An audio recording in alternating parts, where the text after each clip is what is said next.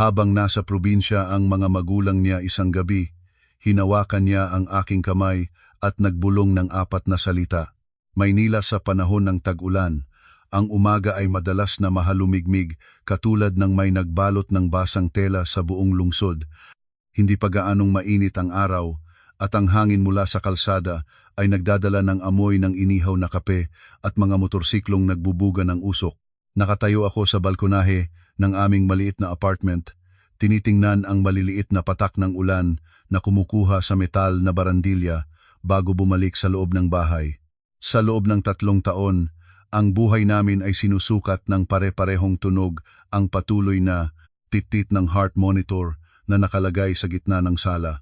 Sa ibang tahanan, ang sala ay lugar ng pakikipagkita, ng mga sofa at nagpapagandang palamuti, ngunit ang sala namin ay isang tunay na silid sakit.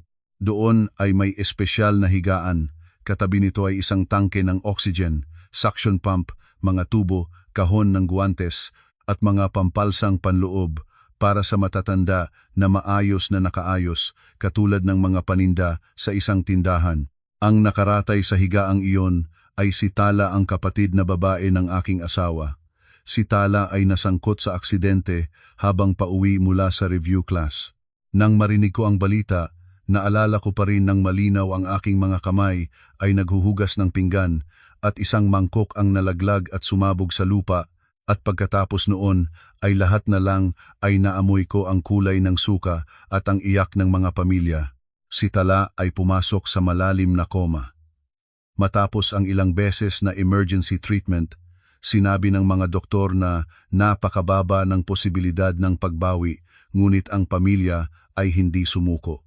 Ang mga tao ay kumakapit sa isang kasabihan, habang may buhay, may pag-asa, at ang aming pamilya ay kumapit sa bawat kilos ng kilay, sa bawat pagkurot ng mga daliri habang naghihintay.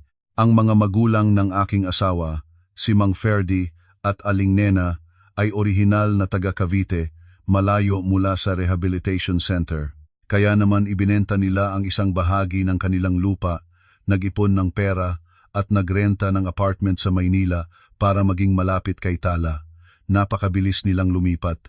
Mula noon, ang apartment na ito ay naging isang pinatigil na lugar, isang buhay na bigla na lang napagpulikat. Si Aling Nena ay may mahinang kalusugan, madalas umubo, nanginginig ang mga kamay tuwing malamig ang panahon. Si Mang Ferdy ay tahimik at matatag.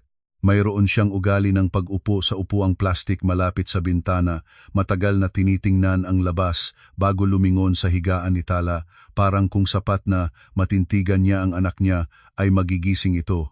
At si Ramon, ang aking asawa, ang panganay na anak.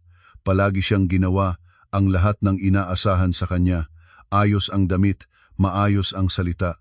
Nagtatrabaho ng regular, tinataglay ang lahat ng gastos ng tahanan. Sinabi ng lahat, napakabuting lalaki si Ramon, mapagmahal at responsable. Naniniwala ako sa kanya tulad ng paniniwala sa isang pagkain na may sabaw at gulay, ang mga bagay na natural at tiyak. Ngunit ang bagay na iyon ay hindi nakatulong sa akin na makawala sa mga bagay na maliit ngunit paulit-ulit sa araw-araw. 3 taon na. Karamihan ng pag-aalaga kay Tala ay nahulog sa aking mga balikat. Pinalitan ko ang kanyang habol, pinunasan ang kanyang katawan, pinisil ang bawat kalamnan ng binti para umikot ang dugo, inilibot siya sa tamang oras para hindi mabulok ang balat, sinuri ang mga tubo na hindi nabaluktot, binantayan ang mga biglang lagnat. May mga gabing hating gabi, si Tala ay umubo ng malakas, at tulad ng isang nababatak na resorte, nagpalakas ako ng biglaan, tumakbo para kumuha ng suction machine. Nanginginig ang mga kamay, ngunit kailangan kong gawin ito. Dahil ang isang segundo ng pagkaantala ay mapanganib.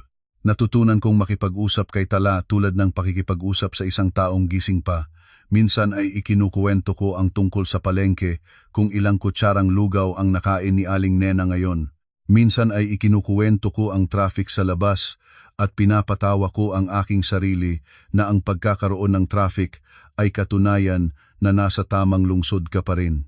Sinabi ko ito para may tunog ang silid, dahil ang matagal na katahimikan ay nagpapabigat ng puso ng tao. Pinakakinatatakutan ko ang katahimikan na katulad ng makapal na bulak, ginagawa nitong marinig mo ang iyong sariling buntong hininga. Maraming gabi, nakaupo ako sa tabi ng higaan at tinitingnan ang mukha ni Tala. Puti pa rin ang balat niya, mahabang mga pilik mata ang nakapalugay sa ibaba, katulad ng tulog ng malalim. Tinanong ko ang aking sarili, baka inalagaan ko siya dahil sa pagmamahal, o baka dahil kung titigil ako, kailangan kong harapin ang katotohanang may nawalang tao na sa tahanan na ito. Sa pag-iisip doon, kumonstrict ang aking puso at hindi ko mabitawan. Mahalin ang kapwa tulad ng pagmamahal sa sarili. Sinabi ko ito sa aking sarili para makapit. Ginawa ko ito para hindi mabaliw. Kaya naman noong malapit na ang petsa ng pagdiriwang ng libing sa mga ninuno sa probinsya, hindi ako nag-alala. Ang pagdiriwang ng libing ay isang malaking okasyon para sa mga Pilipino, lalo na para kay Mang Ferdi na may prinsipyo. Tinginan niya ito bilang tungkulin at tradisyon. Ilang araw bago sila umalis, iniutos niya kay Ramon na maaga ang paghahandog ng sasakyan, bumili ng bunga para dalhin sa bahay, at pinaalala kay Aling Nena na maghanda ng mga kandila at insenso. Nag-alala si Aling Nena sa akin, mabubuo ba ang lahat kapag nag-iisa ako sa bahay? Isang gabi, umupo siya sa tabi ko sa kusina habang nagtatanggal ng gulay at nagsasalita. Bukas, mabibiyahe na kaming mag-asawa para sa paggunita, ikaw ang bahala kay Tala. Huwag kang magpuyat ng labis halatang pumayat ka ngayon. Ngumiti ako para mapanatag siya. Opo, nanay, sanay na ako. Huminga ng malalim si Aling Nena, namumula ang mga mata. Utang na loob namin sa iyo. Totoo ang sinasabi ko. Sa pagdinig ko noon, yumukod na lang ako at nagsimulang magtanggal ng gulay ng mas mabilis. Natatakot na makita ni Aling Nena na masakit din ang aking mga mata. Mula sa sala, narinig ni Ramon ang aming usapan at pumasok siya sa kusina. Nanay, huwag mong sabihin iyon, si Irene ay asawa ko. Isa siyang miyembro ng pamilya. Pagkatapos ay lumingon siya sa akin. Bukas may bagong nurse na darating para tulungan sa araw ha. Gabi lamang katulad ng dati. Sinabi niya ito nang walang pakiramdam. Katulad ng paggawa ng listahan ng pamimili. Tumango ako. Sa aking isipan noon, iniisip ko ang listahan ng mga kailangan kong gawin: magluto ng lugaw para sa pagbiyahe, maghanda ng mga bun para sa mga magulang sa daan, sabihin sa nurse ang mga detalye ng paghahanda ng tuwalya para kay Tala. Hindi ko alam na ang pagiging walang pakiramdam na iyon ang magiging isa sa mga bagay na makakapugtak sa aking puso sa susunod. Nang gabing iyon, humiga na ako, nakinig sa paghinga ni Ramon sa tabi ko.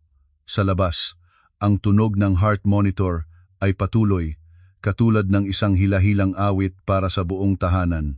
Isinara ko ang aking mga mata at inisip ang pagdiriwang sa probinsya, ang handaan, ang ingay ng mga kamag-anak, at inisip si Tala na nakaratay sa sala. Hiniling ko lang na magsimula ang umaga ng mapayapa, tulad ng lahat ng ibang araw. Ngunit ang buhay ay may iba itong plano. Iniisip ng mga tao na naglalakad sila sa isang tuwid na daan, at sa pag-ikot lamang nalalaman nilang nasa isang iba, nang landas pala sila nang hindi nila namamalayan. Nang umaga na iyon, bumangon ako, bago pa man tumilaok ang manok. Ang gabing ulan ay nagpalamig ng hangin, at ang sahig ng kusina ay malamig sa ilalim ng aking mga paa. Maingat akong lumakad para hindi magising sina Ramon at ang mga magulang niya. 3 taon nang ganitong gawi. Kapag may malaking okasyon, aaga akong bumangon nang hindi dahil sa sarili ko, kundi dahil kapag may sakit sa bahay, kailangang maging handa ang lahat. Nagluto ako ng lugaw, nagdagdag ng kaunting tinadtad na karne para masustansya. Habang nagluluto ang lugaw, nagprito ako ng ilang tinapay at niluto pa ng ilang pinakuluang itlog at ilang saging. Mahabang biyahe ang Cavite, baka may traffic, baka umuulan. Natatakot akong magutom ang mga matatandang magulang, ang kumain para may lakas. Lagi ko itong naalala. Pagkatapos ni Aling Nena, pumunta siya sa kusina, nakabalot ang manipis na bimpo sa leeg, at nang makita niya akong hinihintay ang lugaw, lumambot ang kanyang mga mata. Hala, bumangon ka ng maaga. Hayaan mo na, gagawin ko na. Ngumiti ako.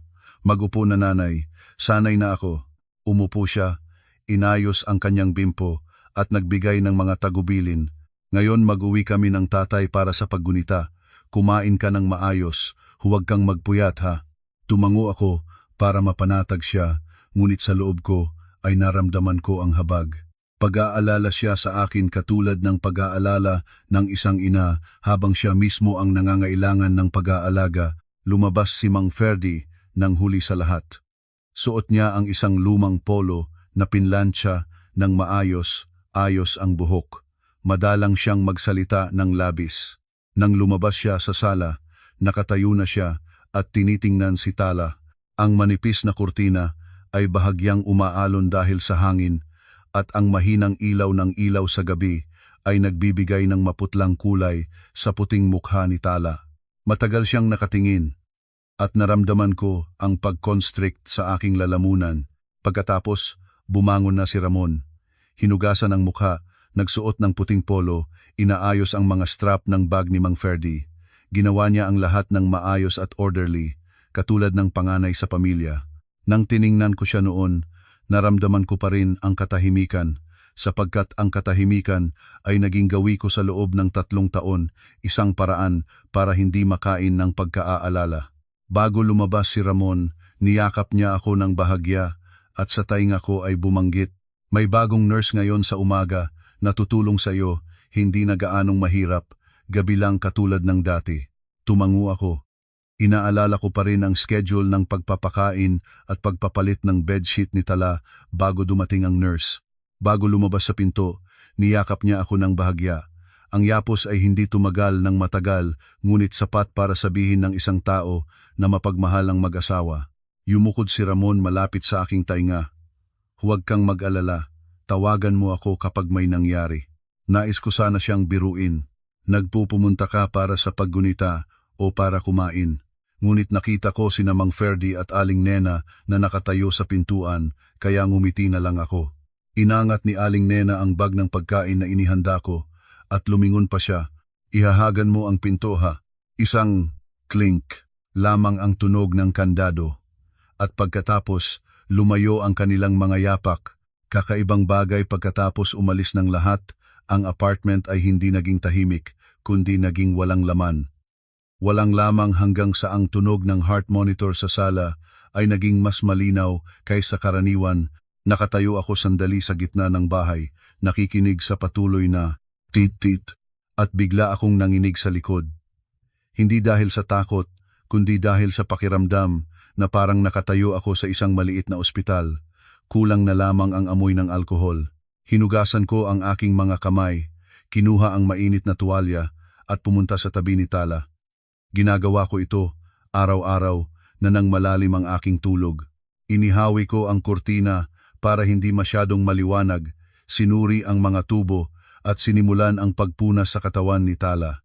Puti pa rin ang balat ni Tala, maayos ang mukha, mahabang mga pilikmata na nakapalugay katulad ng isang taong malalim ang tulog. Habang pinupunasan ko ang kanyang mga kamay, nagsalita ako ng walang direksyon katulad ng lahat ng ibang araw. "Ngayon walang tao sa bahay, kasama mo lang ako, Tala." Nagpunta na sina tatay at nanay sa Cavite para sa paggunita, siguradong maraming kamag-anak doon. Nagsasalita ako para may tunog sa silid, kahit hindi sumasagot si Tala.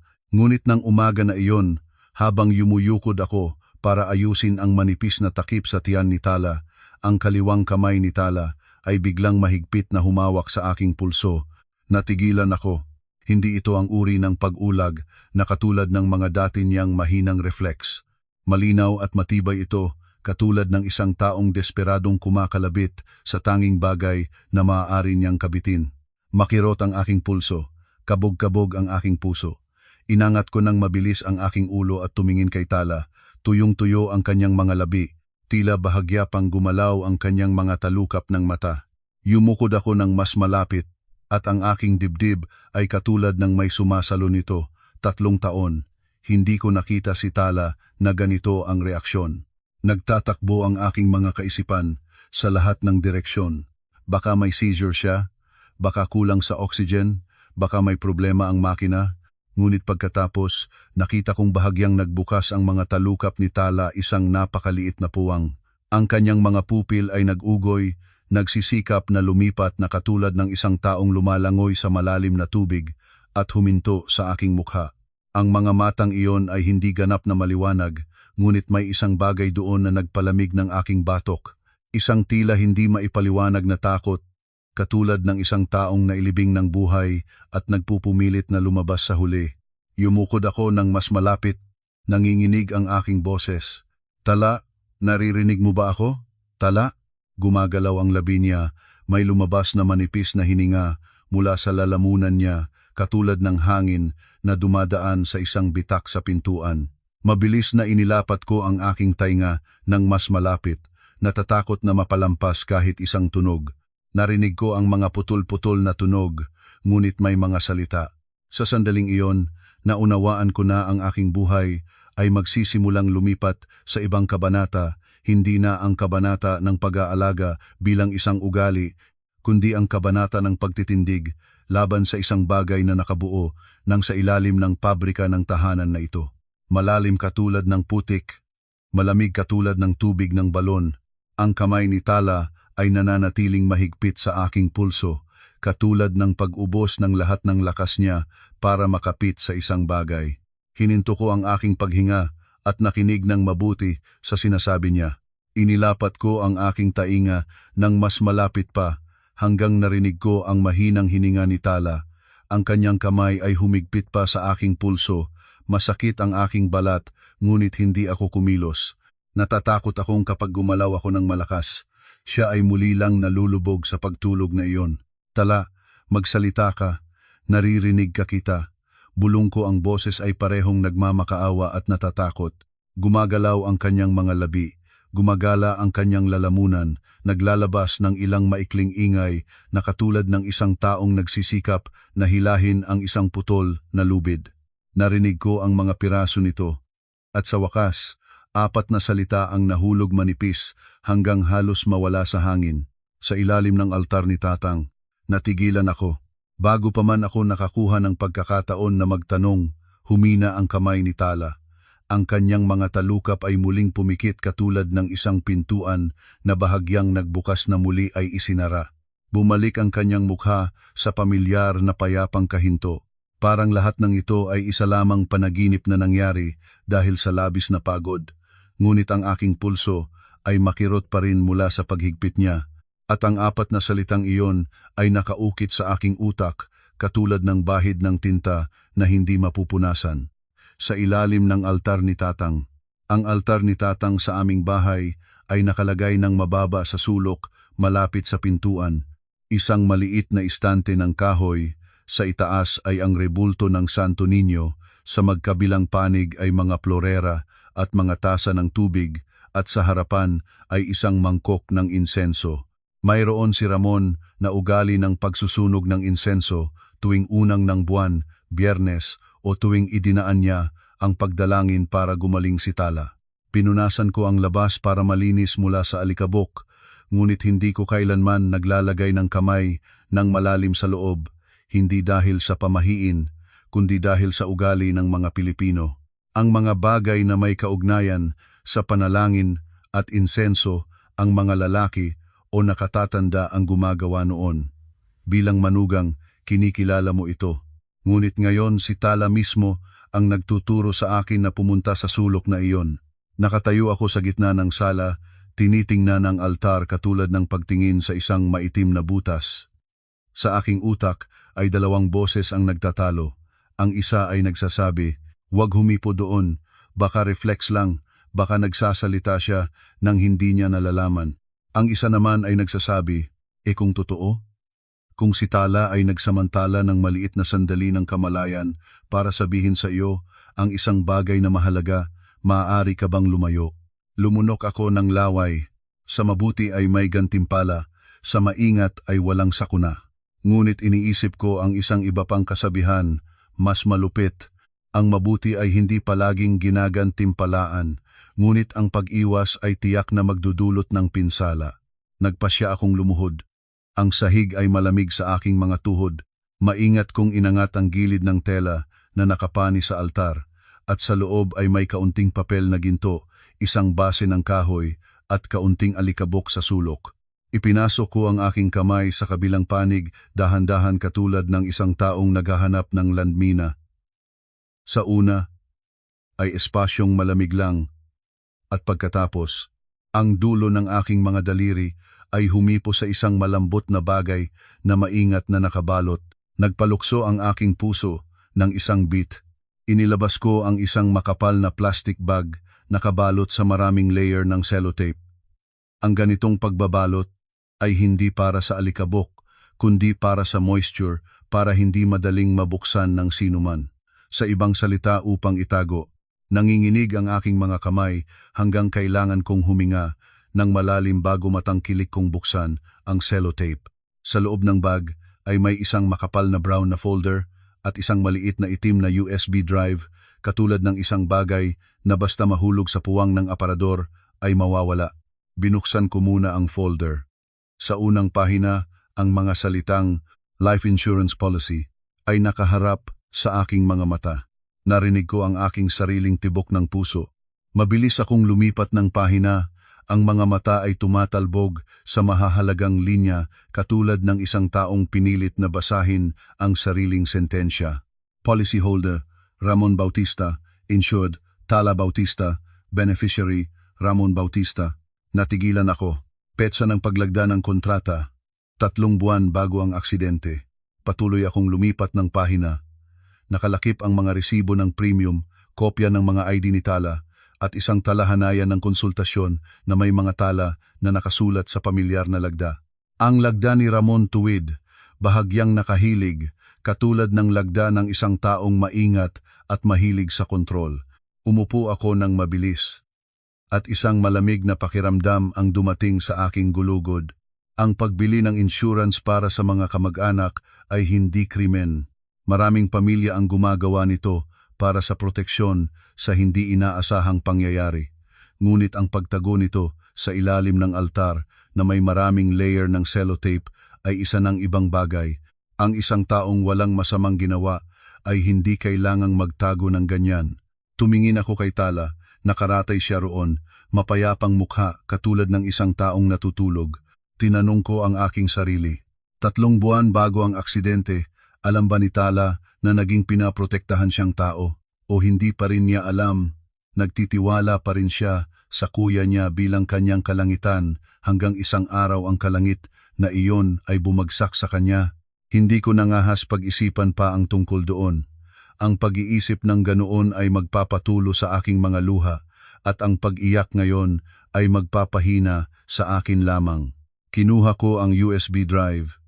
Hindi ito mas mabigat kaysa isang barya, ngunit sa aking kamay noon ay katulad ng isang bato. Nag-atubili ako ng ilang segundo. Kung bubuksan ko ito, maaari akong makakita ng isang bagay na hindi na ako makakatulog ng payapa. Kung hindi ko bubuksan, mabubuhay ako sa suspetsa. At ang matagal na suspetsa ay katulad din ng mapatay ang isang tao, dahan-dahan lang. Dinala ko ang USB sa hapagkainan at binuksan ang aking lumang laptop. Nanginginig ang aking mga daliri habang inilalagay ang USB ilang beses bago maabot ang tamang port. Lumabas ang folder na naglalaman ng ilang scanned na dokumento, mga litrato ng mga papeles, at isang maikling recording. Pinindot ko ang play. Ang boses ni Ramon ay narinig malinaw at kalmado, katulad ng tinig niya tuwing nagtatanong siya sa gabi, "Kumain ka na ba?" Ngunit ang nilalaman nito ay nagpatigil ng dugo sa aking mga ugat. "Iwanan mo ang folder sa dating lugar. Huwag nating malaman ng magulang." Ang recording ay nahiwalay na rinig lamang ito ng kaunti, walang direktang pananalita tungkol sa aksidente o sa pagpatay. Ngunit kahit ang dami nito ay sapat na para maging isang pagdududa na may batayan. Pinatay ko ang laptop ng agad. Nalaman ko na hindi ko maaaring hayaang makita ng sinuman ang aking ginagawa. Mabilis kong inilagay muli ang folder sa plastic bag, tinapin katulad ng dati, at lumuhod para ilagay ulit sa tamang lugar sa ilalim ng altar ni Tatang. Kinuha muli ang tela ng maayos katulad ng walang nangyari. Ngunit hindi ako naging tanga para pabayaan ang lahat doon. Kinuha ko ang aking telepono at kinuha ng mga larawan ng mahahalagang pahina ng kontrata pangalan ng nagbili, ng benepisyaryo, petsa ng lagda. Kinuha ko rin ang larawan ng USB at kahit ang screen na nagpapakita ng recording file. Nang matapos, huminga ako ng pababa katulad ng isang taong nagtago ng isang lihim sa taong nagtatago sa kanya.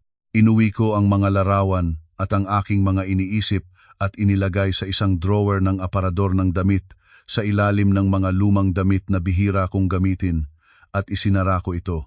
Maingat, hanggang akala ko mismo akong magnanakaw sa sarili kong tahanan. Pagkatapos, bumalik ako para umupo sa tabi ni Tala. Hinawakan ko ang kanyang kamay, malambot at malamig ang palad. Nagsalita ako ng mahinahon, hindi ko alam kung para sa kanya o para sa aking sarili. Tala, kung nakapagsalita ka ng 4 na salita, ibig sabihin nakakarinig ka pa at may kamalayan ka pa. Nangangako ako na hindi ko hayaang malunod ang bagay na ito. Sa labas ng pintuan, isang ding ang tumunog mula sa elevator. Napapalundag ako at tumingin sa orasan. Naaalala ko na may bagong nurse na darating ngayon. Pinunasan ko ang sulok ng aking mga mata. Sa tahanan na ito, mula ngayon, hindi na ako isa lamang tagapag-alaga. Kailangan ko ring maging isang taong nagtatago ng sarili niyang kapayapaan habang sa puso ko ay nagsisimula ng lumitaw ang mga bitak. Tumayo ako, inaayos ang aking buhok, itinuwid ang aking damit, tumunog ang doorbell. Lumabas ako para buksan ang pinto, pinilit na panatilihin ang aking boses ng kalmado katulad ng lahat ng ibang araw, ngunit sa loob ng aking dibdib, ang aking puso ay nagtatambol ng katulad ng isang tambol sa isang kapistahan. Tanging isang pagkakaiba, ang kapistahang ito ay hindi masaya. Muli pang tumunog ang doorbell, mas malakas na ngayon, katulad ng isang paalala na kahit bagyong naghahari sa loob ng aking puso, dapat manatiling kalmado ang mukha ko para makalagpas ito. Huminga ako ng malalim at lumabas para buksan ang pinto.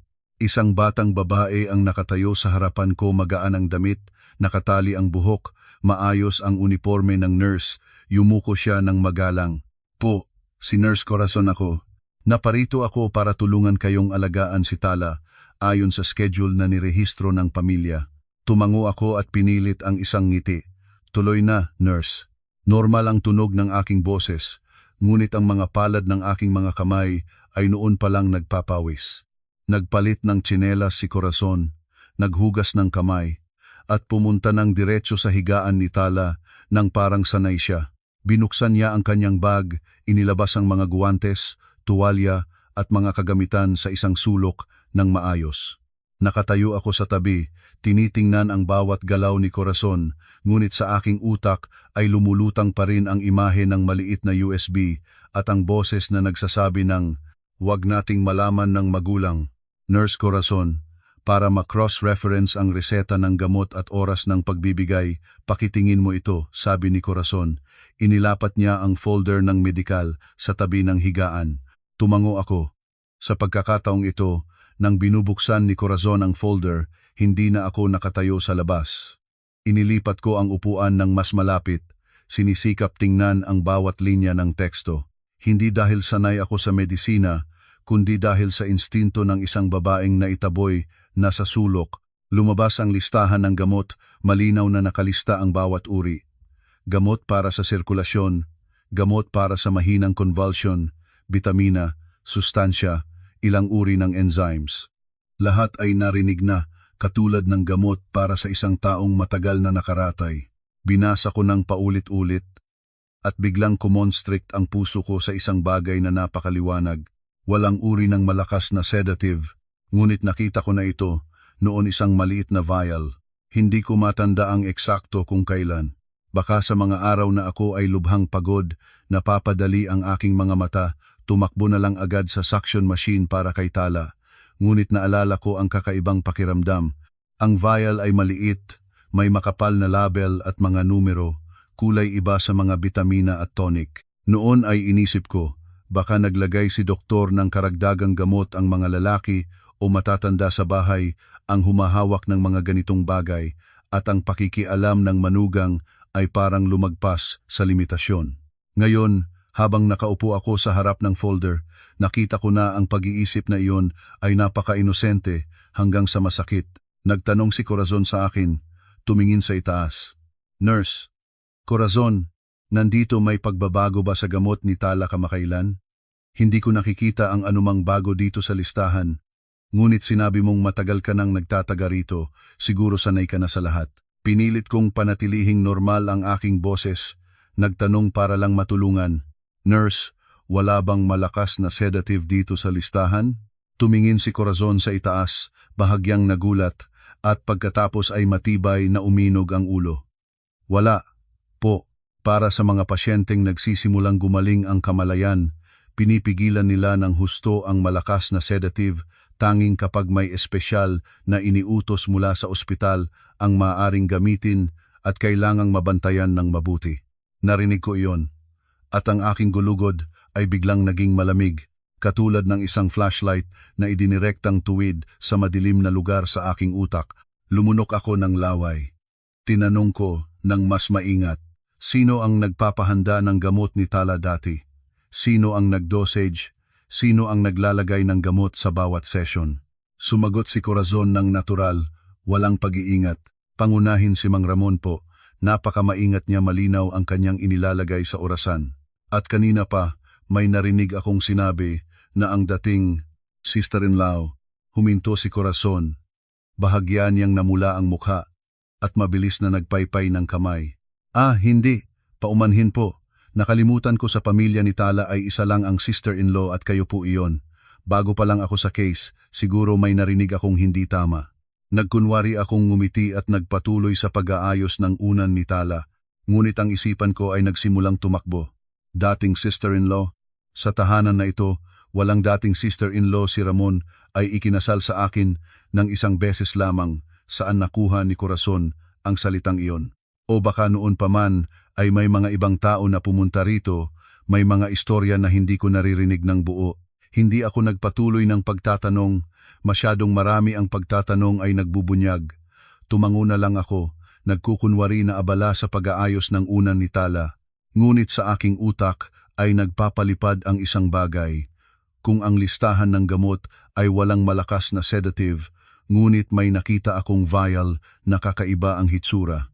Ibig sabihin, ang bagay na iyon ay hindi bahagi ng reseta. At kung hindi ito bahagi ng reseta, may naglagay nito ng sadya. Ang taong maingat at malinaw ang lagay ng oras ayon sa sinabi ni Corazon, iyon ay si Ramon. Tumingin ako sa cabinet ng gamot sa tabi ng higaan. Ang maliit na cabinet na iyon ay nakalagay doon sa loob ng 3 taon. Lagi akong sinasabihan ni Ramon, ang gamot ni Tala, ako na ang bahala, huwag kang mag-iba ng gamot nang wala akong alam. Noong panahon na iyon, inakala ko na ito ay pag-iingat. Ngayon, ang pag-iingat na iyon ay mukhang isang bakod na nagtayo ng maaga para hindi ako makalusot sa dapat kong makita. Natapos na ni Corazon ang kanyang trabaho at inayos ang mga tala ng oras ng pagbibigay ng gamot at pag-aayos ng posisyon. Nagsalita siya ng propesyonal, mahinahon. Nurse Corazon, gusto mo bang i-enumerate ko ang mga gamot na mayroon tayo ngayon para makita natin kung kailangan pang bumili? O pakisuri.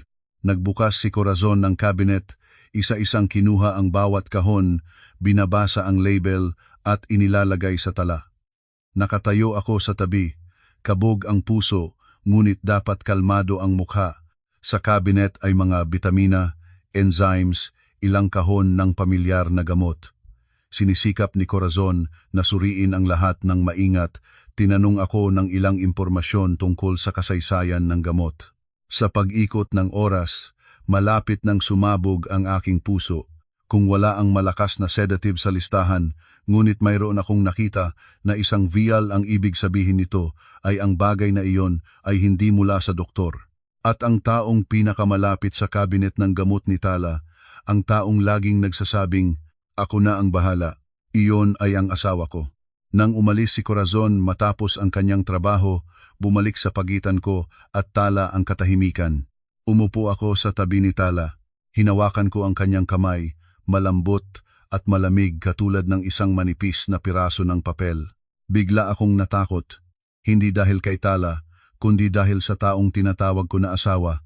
3 taon, nakatira kami sa iisang silid, kumain sa iisang mesa, natulog sa iisang kama, naniniwala sa bawat salita niya. Kung ang lahat ng nakita ko ay totoo, nakatira pala ako kasama ng isang bagay na maaaring manganib sa buong pamilya. Sa pag-iisip doon, nanginginig ako. Yumuko ako ng mahinahon para sabihin ng mababa na tatakot na marinig ng bahay.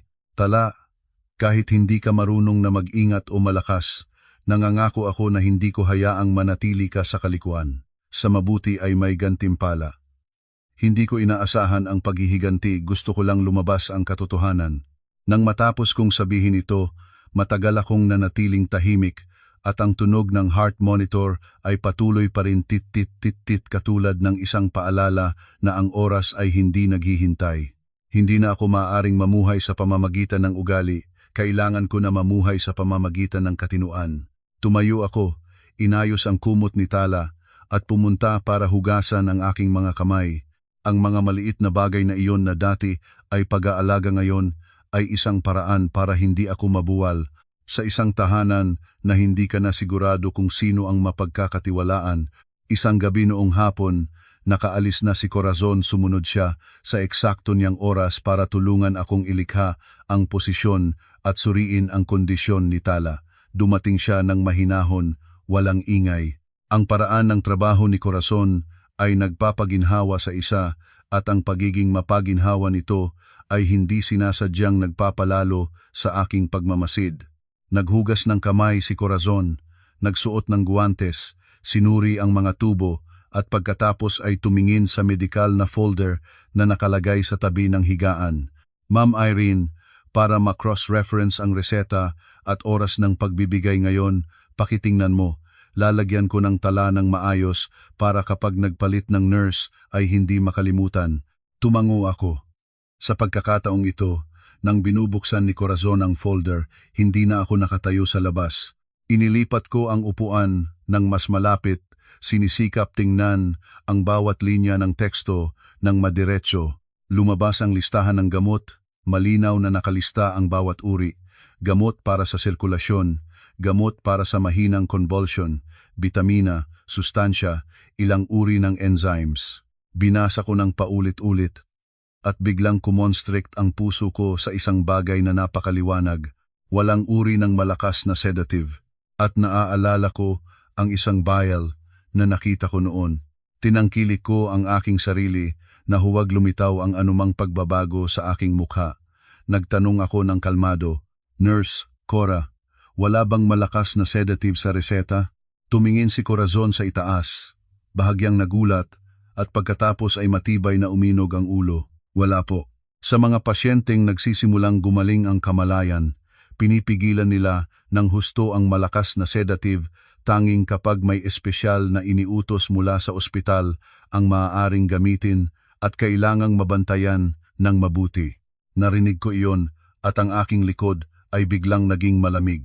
Sinasabi nito kung walang malakas na sedative sa listahan, ngunit may nakita akong vial na kakaiba ang hitsura, ibig sabihin ang bagay na iyon ay hindi bahagi ng reseta. At kung hindi ito bahagi ng reseta, may naglagay nito ng sadya.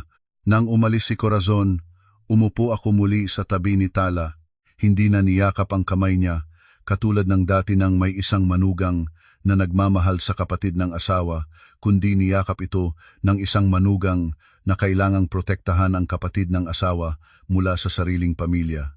Yumuko ako at mahinahon na sinabi, katulad ng isang pahiwatig na nagbabago ng lahat, "Tala, ang apoy ay kaagaw ng dayami, at ang apoy sa tahanan natin natatakot akong maabot na nito ang iyong buhay." Tumayo ako para hugasan ang aking mga kamay nang matagal parang gustong burahin ang malamig na pakiramdam sa balat ko. Pagkatapos ay binuksan ko ang drawer ng aparador at muling kinuha ang maliit na litrato na kinuha ko noon ng label ng kakaibang vial. Noon ay kinuha ko ito dahil naramdamang may kakaibang bagay, ngunit hindi pa ako naglakas loob na magtanong. Ngayon alam ko na hindi na ako maaaring mag-isa sa paghula. Kailangan ko ng pangalan para matukoy ang aking pagdududa, para hindi ito manatiling isang malabong takot, kundi maging isang bagay na maaaring ilagay sa mesa, ikumpara at ilabas sa liwanag. Umupo ako sa gilid ng higaan, nakasandal sa dingding ng silid tulugan, tinitingnan ang litrato sa aking telepono. Ang label ng gamot ay malinaw ang bawat titik, bawat numero, ngunit kailangan ko pa rin na pumikit ng ilang beses dahil labis na nanginginig ang aking mga kamay. May mga sandali na ang pinakanatatakot ng tao ay hindi ang hindi pa alam kundi ang sandaling malapit ng malaman. Si Marivic ay isang kaibigan ko noong high school. Noon ay matalino siya, tuwid ang salita, walang bilog ang pagsasalita. Lumaki, nagtrabaho siya sa isang private clinic, may mga kilalang doktor, mga gamot, maraming protocol. Hindi ako madalas na nagkikita kay Marivic, ngunit pinanatili namin ang koneksyon katulad ng mga lumang kaibigan, paminsan-minsang nagtatanungan. Hindi ko kailanman naisip na may araw na tatawagin ko siya sa ganitong sitwasyon. Pinindot ko ang kanyang numero, inilapit ang telepono sa tainga, pinilit ang boses na maging kalmado katulad ng isang ordinaryong tanong. Marivic? Irene ito. Libre ka ba? May ipapakita akong label ng gamot, pakitingnan mo para sa akin kung ano ito. Hindi pa man nagtatanong si Marivic, tumugon siya agad. Ipadala mo. Ganyan pa rin ang paraan niya, walang paligoy-ligoy, katulad noon. Ipinadala ko ang litrato at nanahimik akong tumingin sa sala. Nakaratay si Tala doon. Ang tunog ng heart monitor ay patuloy.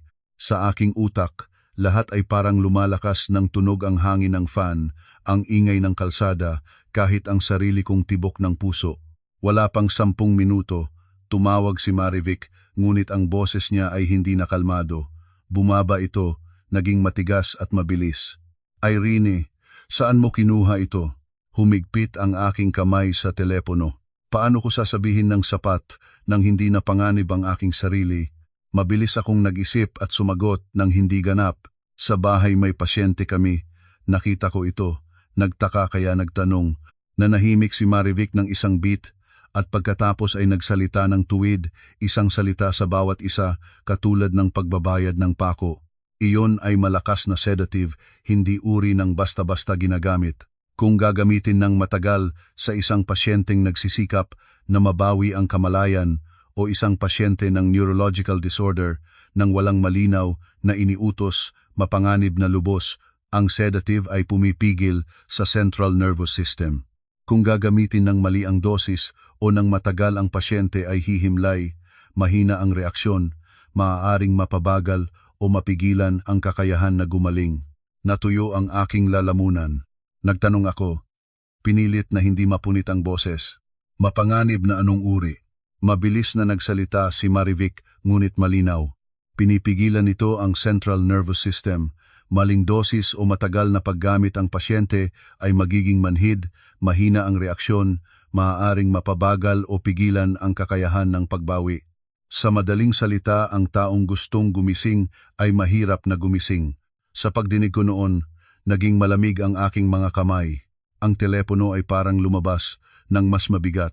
Kung may taong sadyang nagbibigay nito, huminga ng malakas si Marivic, hindi siya sumagot ng palibutan. Sinabi niya ng tuwid, kung ganyan ang sitwasyon, ang pasyente ay iniingatan sa kondisyong manhid at sinasabi ko sa iyo, ng tapat kailangan kang mag-ingat. Huwag kang kumilos ng mag-isa. Kung may pinaghihinalaan ka, kailangan mo ng ebidensya. Hindi simpleng salita. Nananahimik ako. Alam na ni Marivic ang direksyon ng aking tanong nang hindi ko kailangang sabihing lahat. Hindi niya kailangan ang buong kwento, pero nakuha na niya ang pinaka nakakatakot na bahagi. Nagpasalamat ako kay Marivic at ibinaba ang telepono. Umupo ako ng tahimik sandali pa. Sa aking utak ay lumilitaw ang imahe ni Ramon, ang payapang ngiti niya, ang maayang yapos. Ang boses niya na sinasabi, ang gamot ni Tala, ako na ang bahala. At ngayon, pagkatapos ng isang tawag, ang ako na ang bahala ay hindi nakahulugan ng pag-aalaga, kundi katulad ng isang bakod na nagtayo ng maaga para hindi ako makapanghihimasok. Lumabas ako sa sala, umupo sa tabi ni Tala, hinawakan ko ang kanyang kamay, malambot at malamig. Nagsalita ako ng mahinahon, hindi ko alam kung para sa kanya o para sa aking sarili. Tala, hindi ko alam kung gaano karami pa ang maririnig mo, ngunit ngayon ko na naiintindihan, baka hindi ka hindi gumigising. Baka hindi ka pinapayagang gumising. Nang matapos kong sabihin ito, nanginginig ako mula sa aking sariling salita. Sa aking utak ay lumitaw ang mukha ni Ramon, ang payapang hitsura niya, ang yapos na katulad ng malalim, ang bawat bagay na dati ko tinanggap bilang mabuti. Ngayon ay may ibang kulay, malamig at kakaiba, katulad ng isang manipis na balat na nasa salamin. Tumayo ako at pumunta sa kabinet ng gamot, tinitingnan ito ng matagal. Alam ko na ang pagbubukas nito ngayon ay walang maipapakita. Kung may ginagawa si Ramon ng may kalkulasyon, hindi niya iiwan ang anumang bagay sa isang lugar na madali kong maabot. Ang mga taong maingat sa pagtatago ay hindi naglalagay ng kutsilyo ng hubot-hubad sa harapan ng iba. Bumalik ako at tumingin kay Tala. Sa aking puso ay isang tahimik na pangako ang nagsimulang bumuo. Huwag matahimik. Hindi pwedeng matahimik. Kailangang paliwanagin ang katotohanan para maligtas si Tala at para maligtas ako. Sa labas, humina na ang ulan at ang huling liwanag ng hapon ay dumaan sa bintana at sinentro ang rebultong Santo Niño sa altar ni Tatang. Bigla akong naisip ng kasabihang sinasabi ng mga matatanda. Ang langit ay may mata, ngunit naunawaan ko na ngayon. Langit man ay may mata o wala, ako muna ang kailangang magbukas ng mga mata ko bago ito. Nang gabi, tumawag si Ramon sa video call. Eksakto sa oras na halos naging ugali na namin sa 3 taon. Lumitaw sa screen ang kanyang mukha, sa likod niya ay isang maliwanag na tahanan sa probinsya. Naririnig ang mga boses ng mga tao, paminsan-minsan may tunog ng mga plato at tasas. Hindi maaaring lumabas ang amoy ng probinsya sa telepono, ngunit sa pagsilip ko lamang sa dilaw na ilaw at sa pamilyar na kaingay, naiisip ko na ang eksena ng paggunita. Mga lalaki sa isang sulok na nag-uusap tungkol sa lupa at sakahan, mga babae sa kusina na may luto na karne, mga batang nagtatakbuhan. Isang larawang noon pa ay namimighati, ngayon hindi na. Ngumiti si Ramon at nagtanong katulad ng dati, "Kumain ka na ba, Irene? Kumusta si Tala ngayon? Pagod ka na ba?" Tiningnan ko ang pamilyar na mukha at nanginig ang aking gulugod. Maayos pa rin ang boses niya, mapagbigay pa rin ang mga mata. Ang kalmadong iyon, parang damit na suot-suot niya ng husto. Sinabi ko sa aking sarili, "Kalmado ka, Irene. Kung gusto mong malaman kung ano ang tinatago ng tao, kailangan munang itago ang iyong takot. Kumain na ako." Si Tala katulad ng karaniwang araw, maikling ang aking sagot. Pinilit kong pantay ang boses. Sa loob ko ay isang pakiramdam ang gumagalaw. Bawat salita ni Ramon ay katulad ng isang pagsubok na nais ko ring ibalik. Inilipat ni Ramon ang kamera patungo sa hapagkainan. Ipinakita ang ilang putahe sa paggunita, karne adobo, ampalaya, isang plato ng ensaladang hipon at karne. Nagbiro pa siya. Sa probinsya, sa paggunita parang hindi ka makakaalis sa pagkain. Nagsasabi ng mabuting talo ngunit natatakot na pauwi ay hindi na masisingit ang pantalon. Sa ibang araw ay natutuwaan ako nito. Nangyari ring biro ang aming pag-uusap.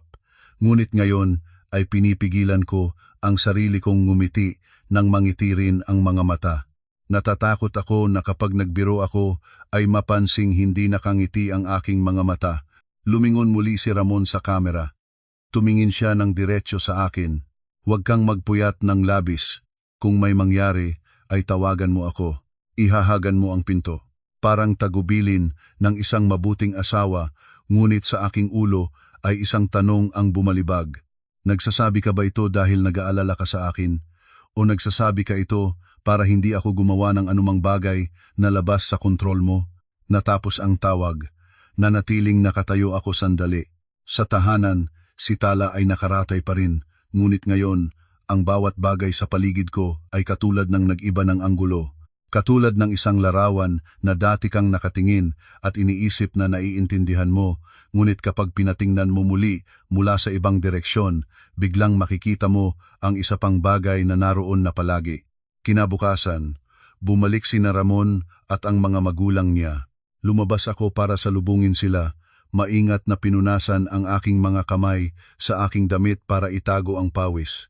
Unang pumasok si Mang Ferdy, pagod ang mukha, ngunit pinipilit ang dignidad.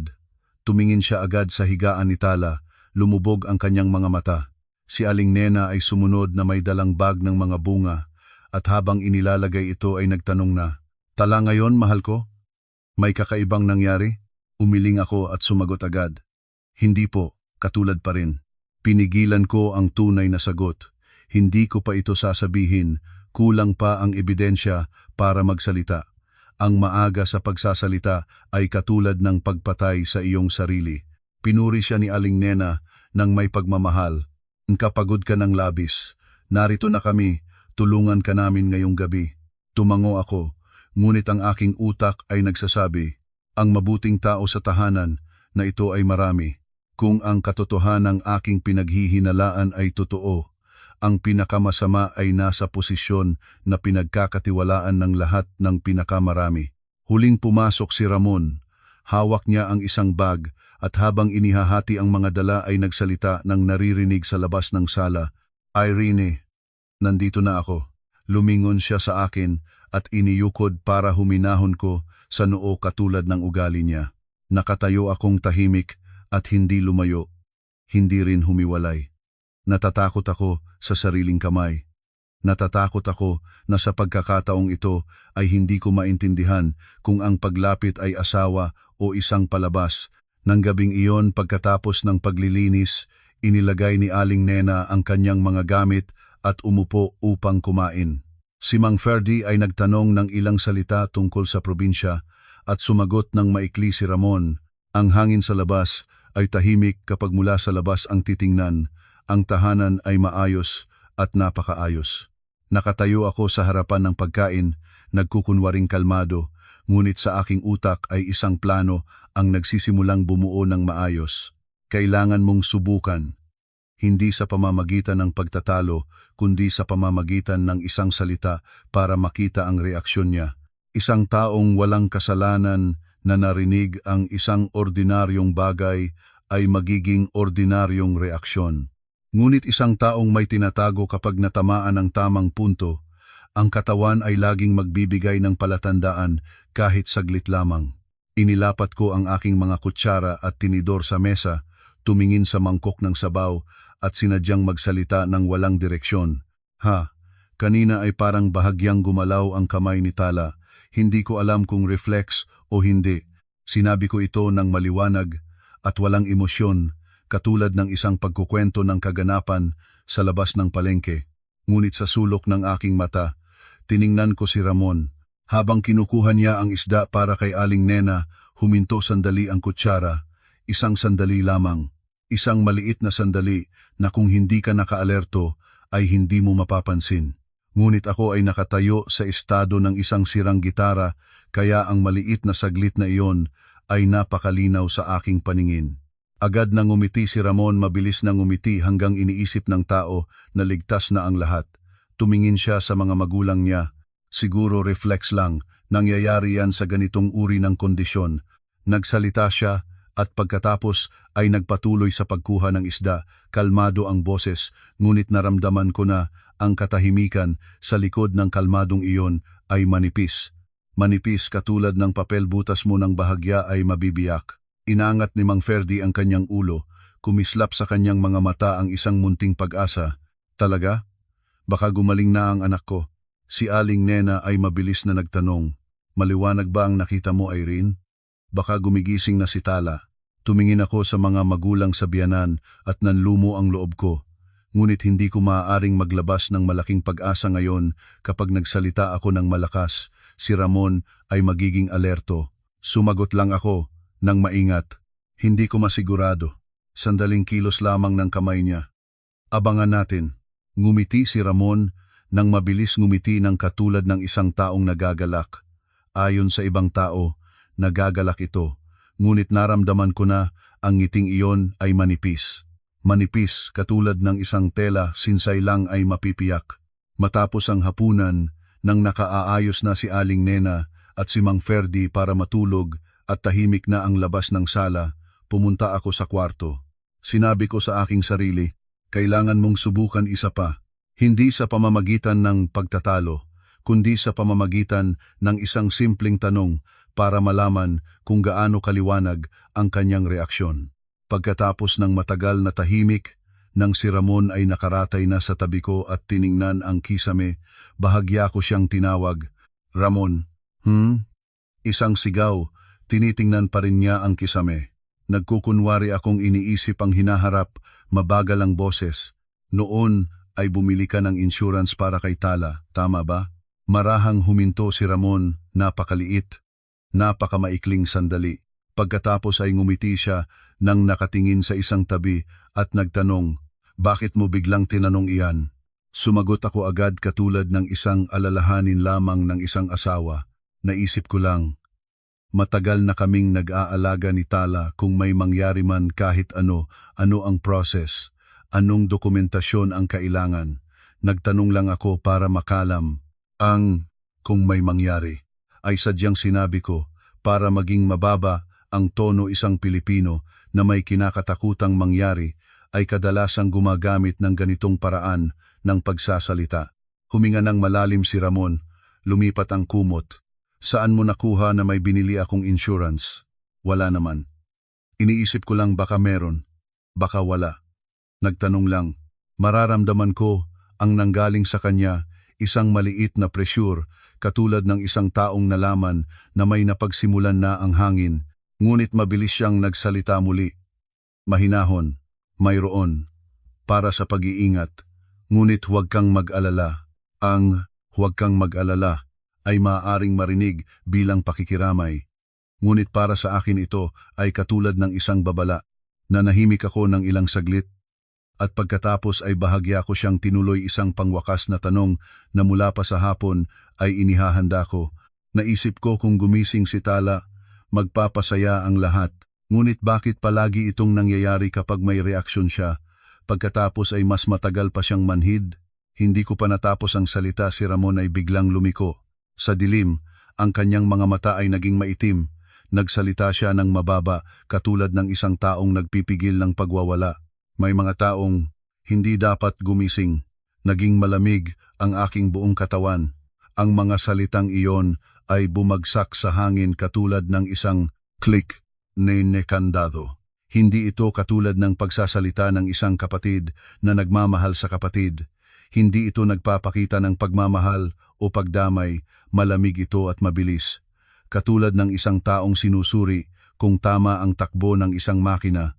Ramon, ano ibig mong sabihin? Ilang segundo ang lumipas, pagkatapos ay huminga siya ng malakas, katulad ng isang taong napaisip na nagkamali ng salita. Nagsalita siya muli, naging malambot ang boses. Ibig kong sabihin, kapag gumising, mahirap din ang lahat. Masakit, rehabilitasyon, gastos, pagod, para sa lahat ng kami. Ganyan ang ibig kong sabihin, huwag kang mag-isip ng iba. Mabilis niyang pinalapatan ang lahat, ngunit ang naunang salita na, hindi dapat gumising, hindi na maibabalik iyon. Lumiko ako patungo sa dingding, nagkukunwaring tahimik, ngunit ang aking puso ay kabog-kabog. At habang nakaharap sa dingding, marahang iniabot ko ang kamay sa bulsa ng damit na nakabitin sa tabi ng higaan at pinindot ang record button ng lumang telepono. Tumitibok ang aking puso katulad ng isang palakpak sa dibdib. Pinigilan ko ang paghinga para hindi marinig ni Ramon ang anumang pagbabago. Sa kabutihang palad, abala si Ramon sa sarili niyang galit, hindi niya pinansin ang anumang iba. Pagkalipas ng ilang sandali, lumiko si Ramon at nagsalita ng mas malambot para mapunta muli ang lahat sa dating lugar. Matulog na tayo, baka napagod ka. Tumango ako ng mahinahon. Sa gabing iyon, hindi ako nakatulog. Ang tubig ay dumaan sa aking pisngi, ngunit hindi ako umiyak ng malakas. Hindi dahil sa sarili kong sakit, kundi dahil tinanaw ko ang mukha ni Tala sa sala at napakaraming awa ang sumabok sa akin. 3 taon, pinagsilbihan ko siya, katulad ng pag-aalaga ng aking sariling pamilya. At ngayon, baka may taong nagpapanatili sa kanya sa kalagayan ng pagkawala ng kamalayan, at ang taong iyon ay ang tawag ko ng asawa. Kinagat ko ang aking labi hanggang may dugo, ngunit ang aking utak ay isa na lamang ang iniisip, hindi dapat matahimik. Ngayon ko na nalaman, kailangan akong kumilos, ngunit kailangang maging maingat. Habang tinitingnan ng aking mga mata ang kisame sa dilim, isang tahimik na pangako ang nabuo sa aking puso. Para sa iyong kaligtasan, Tala. Para sa kaligtasan ng lahat. Kahit masakit at mahirap, hindi ako magtatago pa ng katotohanan. Kinabukasan ng umaga, bumangon ako ng mas maaga pa kaysa sa alarm clock. Halos hindi ako nakatulog, ngunit kailangan ko pang lumabas na may normal na hitsura. Sa tahanan na ito, hindi ko kayang hayaan na makita ni Ramon ang pagbabago sa aking mukha. Lumabas ako sa kusina para magluto ng tubig, gumawa ng almusal, katulad ng lahat ng ibang araw. Nagtanong si Aling Nena, "Nakatulog ka ba kagabi, anak?" Ngumiti akong malinaw. "Nakatulog naman po, nanay. Siguro pagod lang." Lumabas si Mang Ferdy at tinitingnan agad si Tala ayon sa ugali niya. Nagtanong siya, "May kakaibang nangyari ba?" Umiling ako. "Hindi po, Mang Ferdy. Pinigilan ko ang totoo. Hindi pa panahon. Kailangan ng mas matibay na ebidensya bago magsalita. Ang maagang pagsasalita ay pagpatay sa iyong sarili." Kumain ng almusal si Ramon at nagsuot ng damit para sa trabaho, nagsabing may maagang meeting siya. Bago lumabas ay sinabi niya, "Irene, alagaan mo ang sarili mo. Kung may mangyari kay Tala, tawagan mo agad." Tumango ako ng katulad ng lahat ng dati, ngunit sa aking puso, ang salitang, "tawagan mo agad," ay nakaayon na ng iba. Nang lumabas na si Ramon, unti-unting huminga ako ng mas maluwag. Pumasok ako sa kwarto, isinara ang pinto, kinuha ang aking lumang telepono mula sa lihim na lugar. Ang mga larawan na kinuha ko ng insurance policy ay nandoon papahina sa kontrata, pangalan ni Ramon bilang benepisyaryo. Sinuri ko muli ang bawat detalye ng katulad ng isang taong tinitiyak na hindi siya nagnanaginip. Pagkatapos ay kinuha ko ang USB mula sa aking kahon ng alahas, ikinabit sa laptop, nagsuot ng earphones, ibinaba ang volume katulad ng isang taong nagnanakaw ng pakikinig sa sariling tahanan. Ang recording ay maikling pa rin, ang boses ni Ramon ay malinaw at nakakakilig. "Iwan mo ang folder sa dating lugar. Huwag nating malaman ng magulang." Pinayro ko ito ng ilang beses, sinisikap na marinig kung may iba pang tunog sa background. May hangin ng fan, may ingay ng kalsada, at isang katahimikan katulad ng isang taong nananatiling tahimik habang ang kausap ay hindi sumasagot, ngunit ang file ay nahiwalay sa importanteng bahagi. Tiningnan ko ang pangalan ng file, ang oras ng pag-save. Ang maliliit na detalye na noon ay katulad ng ginto para sa akin, dahil pinatutunayan nito na ang narinig ko ay hindi isang imahinasyon. Tinanggal ko ang USB, binalot sa manipis na tela, at inilagay sa aking lumang alahas na kahon. Doon ko inilagay ito sa ilalim ng maleta, sa likod ng aparador, isang lugar na halos hindi kinakalikot ni Ramon. Ang mga litratong kinuha ko ay inilipat ko sa isang folder na pinangalanang "Bayad ng Kuryente at Tubig", katulad ng isang ordinaryong pangalan na kahit sino ay hindi magbubukas ng walang dahilan. Nang matapos ko ang lahat ng ito, inubos ko ang isang baso ng tubig at sinubukan na lunukin ang mapait na pakiramdam sa aking bibig. Bumalik ako sa sala para umupo sa tabi ni Tala. Hinawakan ko ang kanyang kamay, ang palad na manipis at malamig.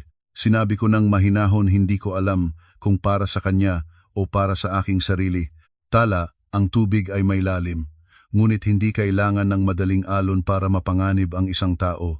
Sa tahanan natin, ang panganib ay maaaring sa pagdumi ng kaunti sa bawat araw." Tumayo ako, naghugas ng kamay ng matagal katulad ng pagkilos para mapanatiling mulat ang utak.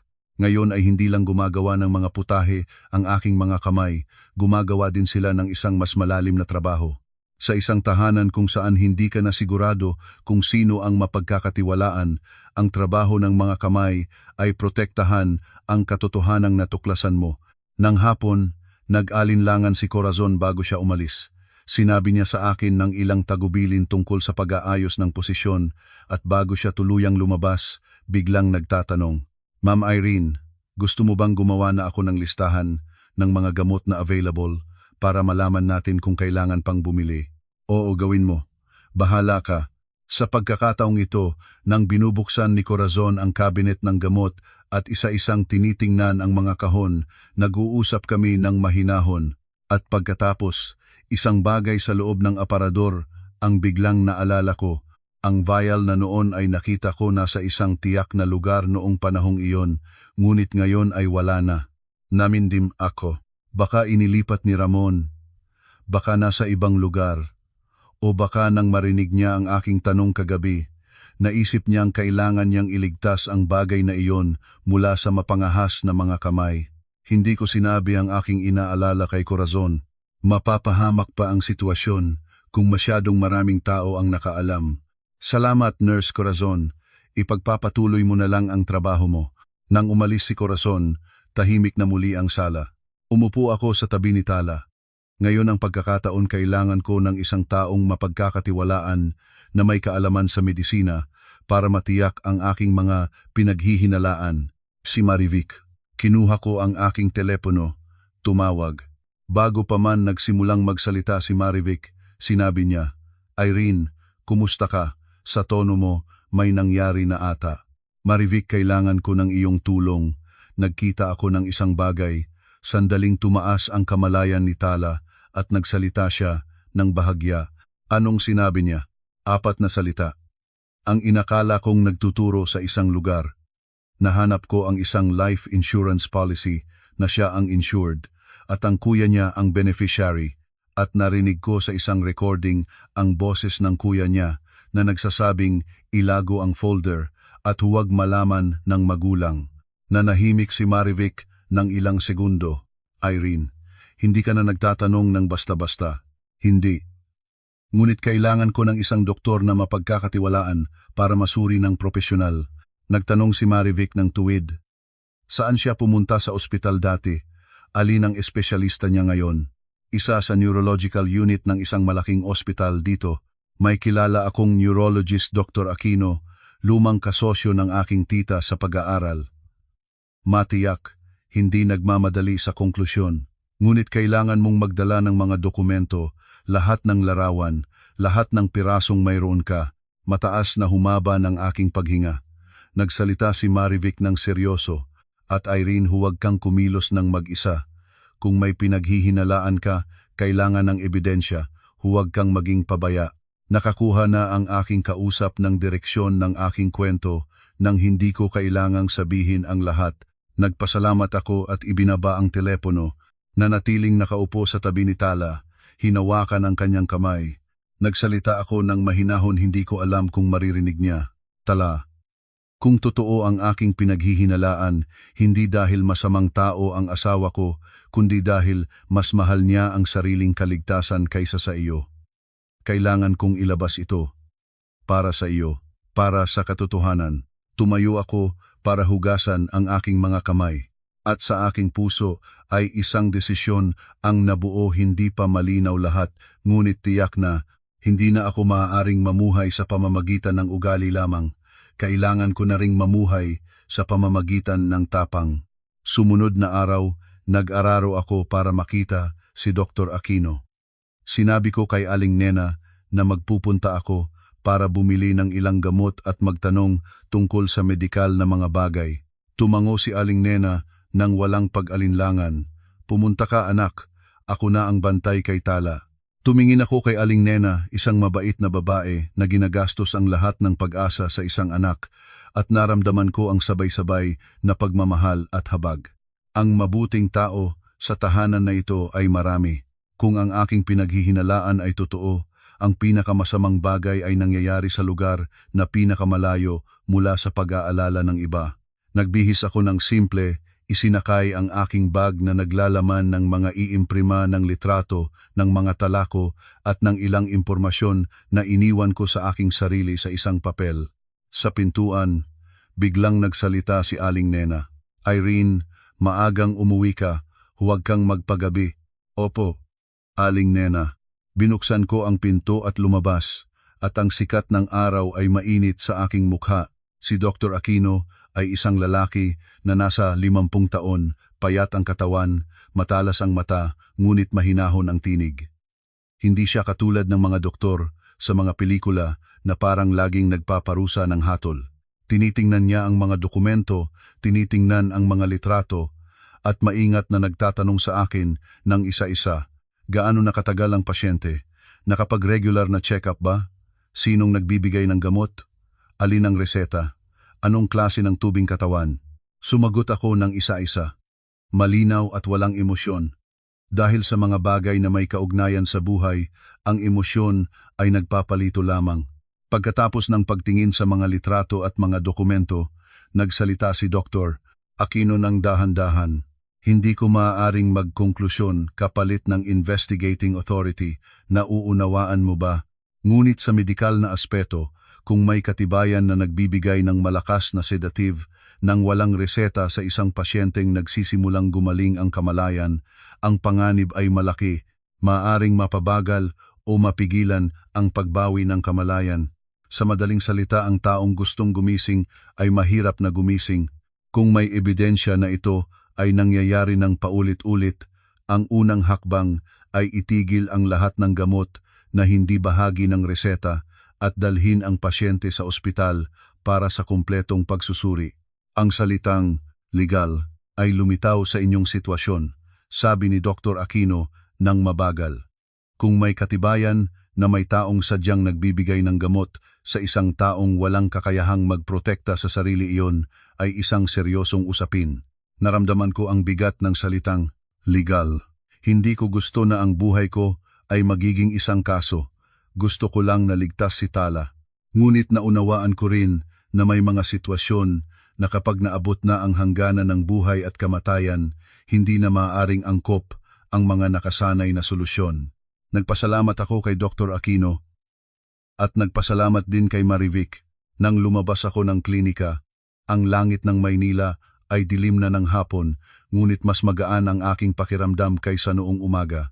Sa isipan ko ay bumubuo na ang isang pangwakas na desisyon. Hindi ko dapat mapigilan ang sarili. Kailangan kong lumabas ang katotohanan ito sa tamang paraan, sa tamang oras at may tamang katibayan para maligtas si Tala at para maligtas din ang aking sarili. Nang gabing iyon, maaga akong natulog o mas tama, nagkunwaring natulog.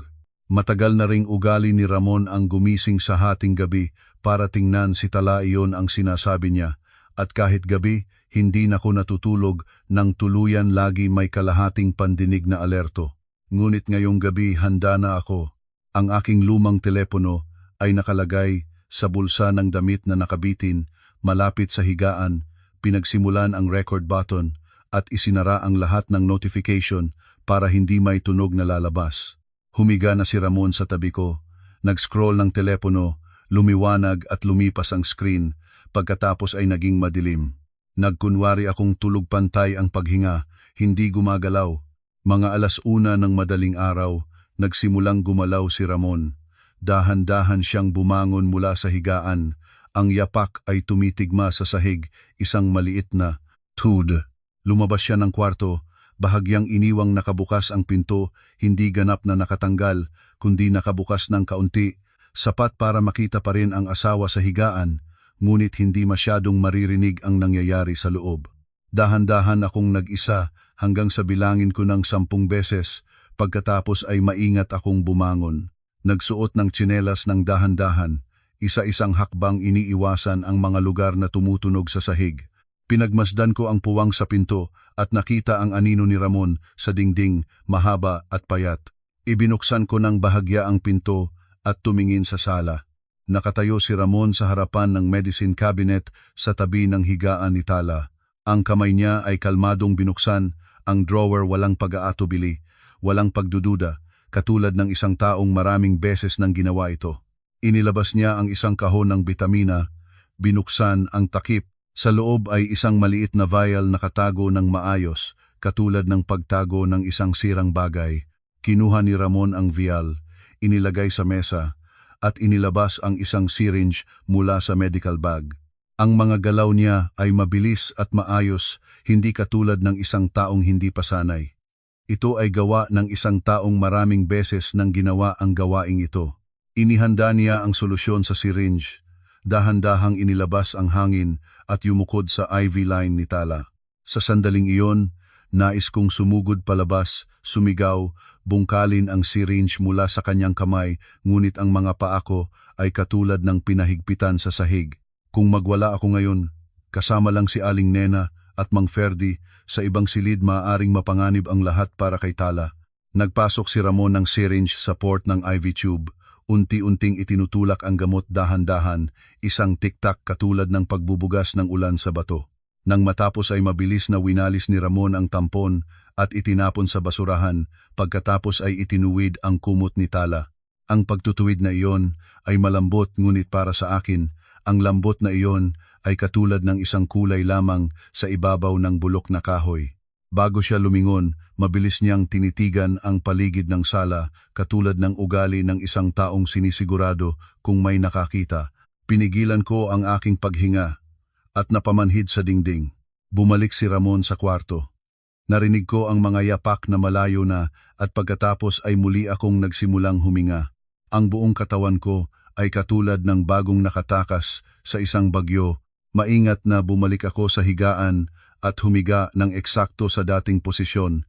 Kinuha ang kumot, isinara ang mga mata. Sandali lamang ay dumating si Ramon, humiga at mabilis na nagkatulog. Ako hindi. Sa dilim, ang mga luha ay dumaan sa aking pisngi ngunit hindi ako umiyak ng malakas. Hindi para sa aking sariling sakit, kundi dahil nakita ko ang lahat ng ito at ang pinakamasakit na naramdaman ko ay ang habag para kay Tala. 3 taon, alagaan ko siya katulad ng isang miyembro ng pamilya at ngayon maaaring may taong paulit-ulit na nagbibigay ng gamot para hindi siya makagising at ang taong iyon ay ang tinatawag ko ng asawa. Kinagat ko ang aking labi, ngunit ang aking utak ay tahimik na ngunit malinaw. Nakita mo na, kinakailangan mo ng katibayan para hindi siya makapagsabing panaginip lang iyon. Sa ibang sandali ng gabing iyon pagkatapos, sumiguradong malalim na ang tulog ni Ramon, maingat kong inilabas ang aking telepono mula sa bulsa ng damit at sinuri ang recording. Mayroon. Ang tunog ay malinaw ang paghina, ang mga boses sa labas ng bintana, at pagkatapos ang tahimik na ingay ng pagpasok ng syringe sa IV port. Hindi ito perpekto, walang direktang salitang nagpapatunay ng lahat, ngunit kasama ng lahat ng aking ibang katibayan, ito ay bahagi ng isang mas malaking kwento.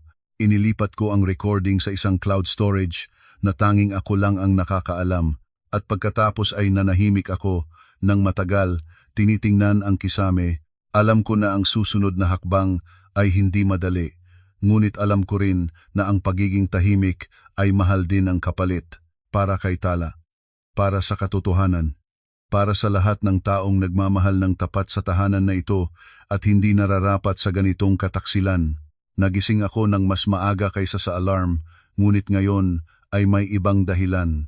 5 minuto lang pagkatapos ng umaga, pumasok ako sa kusina at nagsimulang magluto ng katulad ng dati ngunit ang aking utak ay nagtrabaho sa ibang direksyon. Kailangan mong subukan siya, hindi sa pamamagitan ng pagtatalo, hindi sa pamamagitan ng direktang akusasyon. Kailangan ng isang salita para makita ang kanyang reaksyon. Si Ramon ay nagmamadali para makaalis sa trabaho. Kumain ng almusal, nagbihis, habang naghahandang umalis siya, nag-abot ako ng lutuin, nagsalita ng walang direksyon tumingin sa baso ng tubig. Kanina ay parang bahagya na namang gumalaw ang kamay ni Tala. Hindi ko alam kung reflex o hindi. Sa sulok ng aking mata, tiningnan ko si Ramon. Habang kinukuha niya ang isda para kay Aling Nena, huminto sandali ang kutsara niya. Isang saglit, napakaliit na sandali na kung hindi ka alerto, hindi mo mapapansin. Ngunit ako ay nasa estado ng isang sirang gitara, kaya ang maliit na sandali ay napakalinaw sa akin. Agad nang umiti si Ramon, mabilis nang umiti. Tumingin siya sa mga magulang niya, siguro reflex lang. Nangyayari yan sa ganitong uri ng kondisyon. Nagsalita siya at nagpatuloy sa pagkuha ng isda. Kalmado ang boses, ngunit naramdaman ko na ang katahimikan sa likod ng kalmadong iyon ay manipis. Manipis katulad ng papel butas mo, ng bahagya, mapipiyak. Inangat ni Mang Ferdi ang kanyang ulo, kumislap sa kanyang mga mata ang isang munting pag-asa. Talaga? Baka gumaling na si Tala. Si Aling Nena ay mabilis na nagtanong. Maliwanag ba ang nakita mo, Irene? Baka malapit nang gumising si Tala. Tumingin ako sa mga magulang sa biyanan at nanlumo ang loob ko. Ngunit hindi ko maaaring maglabas ng malaking pag-asa ngayon kapag nagsalita ako ng malakas, si Ramon ay magiging mas alerto. Sumagot lang ako ng maingat. Hindi ko masigurado, sandaling kilos lamang ng kamay niya. Abangan natin. Ngumiti si Ramon, nang mabilis ngumiti, ng katulad ng isang taong nagagalak. Ayon sa ibang tao, nagagalak ito.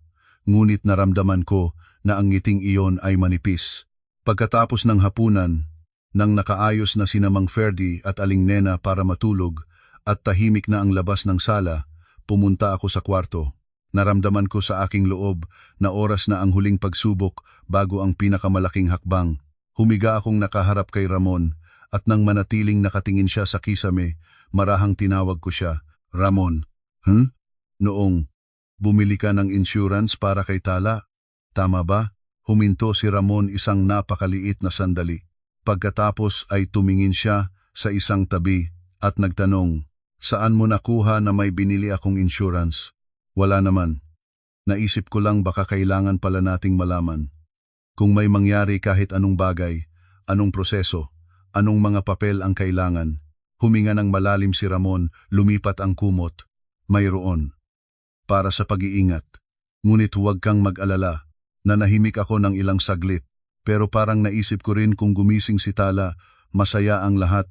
Ngunit bakit palagi itong nangyayari kapag may reaksyon siya, pagkatapos ay mas matagal pa siyang hindi maigalaw? Bago pa man natapos ang aking pangungusap, lumiko si Ramon. Sa dilim, ang kanyang mga mata ay naging maitim. Nagsalita siya ng mababa, katulad ng isang taong nagpipigil ng pagwawala. "May mga taong hindi dapat gumising." Naging malamig ang aking buong katawan. Ang mga salitang iyon ay bumagsak sa hangin ng katulad ng isang click, NG kandado. Ramon, ano ibig mong sabihin?" Ilang segundo ang lumipas, pagkatapos ay huminga siya ng malakas, katulad ng isang taong napagsino na nagkamali ang sinabi. Nagsalita siya muli, naging malambot ang boses. "Ibig kong sabihin, kapag gumising, mahirap din ang lahat. Masakit, rehabilitasyon, gastos, pagod, para sa lahat ng kami. Ganyan ang ibig kong sabihin. Huwag kang mag-isip ng iba." Mabilis niyang pinalapatan ng lahat. Ngunit ang naunang salita na, "Hindi dapat gumising." Hindi na maibabalik iyon. Lumiko ako patungo sa dingding, nagkukunwaring tahimik. Ngunit ang aking puso ay kabog-kabog, at habang nakaharap sa dingding, marahang iniabot ko ang kamay sa bulsa ng damit na nakabitin sa tabi ng higaan at pinindot ang record button ng lumang telepono. Timibok ang aking puso ng lakas. Pinigilan ko ang paghinga para hindi marinig ni Ramon ang anumang pagbabago. Pagkalipas ng ilang sandali, lumiko si Ramon at nagsalita ng malambot para mapunta muli ang lahat sa dating lugar. "Matulog na tayo, baka napagod ka." Tumango ako ng mahinahon.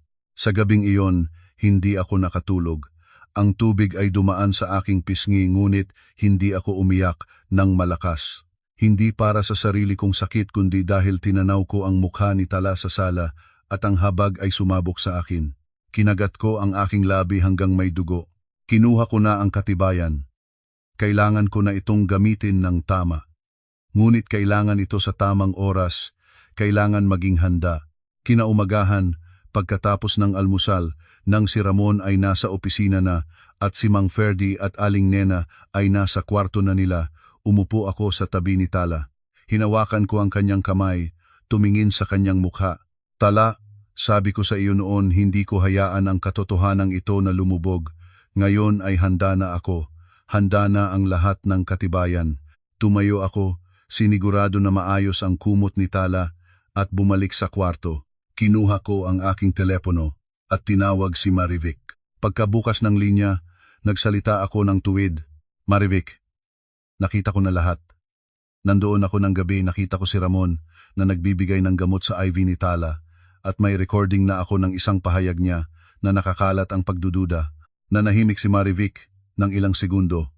Nang sumagot siya, ang boses niya ay hindi nakalmado. "Hindi ka na nagtatanong ng may katitigan, sigurado ka na.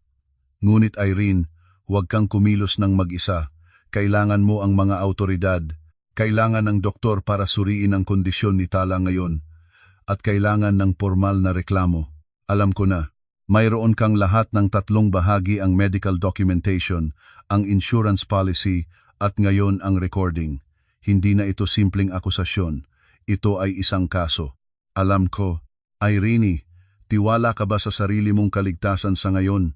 Sandali akong nanahimik. Sa ngayon, oo. Ngunit kailangan ko itong tapusin bago magbago ang sitwasyon. Sige, tawagan mo si Dr. Aquino, sinabihan ko na siya. Handa na siya. At isama mo rin ang isang abogado kung mayroon kang mapagkakatiwalaan. Pagkatapos ng tawag, nanatili akong nakatayo sa gitna ng kwarto. Noong araw na iyon, nang matapos ang lahat ng pag-aayos, pumunta ako sa sala. Tiningnan ko si Tala nakaratay, tahimik, gumagalaw, nang bahagya ang kanyang mga dibdib sa bawat paghinga. Nagsalita ako ng mahinahon, Tala, lahat ng iniaalay ko para sa iyo ang 3 taon na pagmamahal, ang pag-aalaga, ang lahat ng pagod, hindi ito mapapawi ng kahit na anong kataksilan. Ngunit ang pinaka-importanting bagay na magagawa ko para sa iyo ngayon ay ilabas ang katotohanan. At nang gabing iyon, nang matulog na ang lahat sa tahanan, inihanda ko ang lahat ng katibayan sa isang bag. Ang mga imprima ng insurance policy, ang USB, ang mga larawang kinuha ko, ang recording sa aking telepono, at ang pangalan ng Dr. Aquino, at ng abogadong tinawagan ko ng araw na iyon. Kinabukasan ng madaling araw, ang buhay ay nagbago ng ganap. Nang idala ng mga autoridad si Ramon para makausap, at nang dumating si Dr. Aquino para suriin si Tala, nang ganap ang tahanan ay katulad ng isang lugar na nabiyak sa dalawa. Nang natuklasan ng mga doktor ang mga bakas ng sedative na hindi bahagi ng reseta sa katawan ni Tala, naging malinaw ang lahat.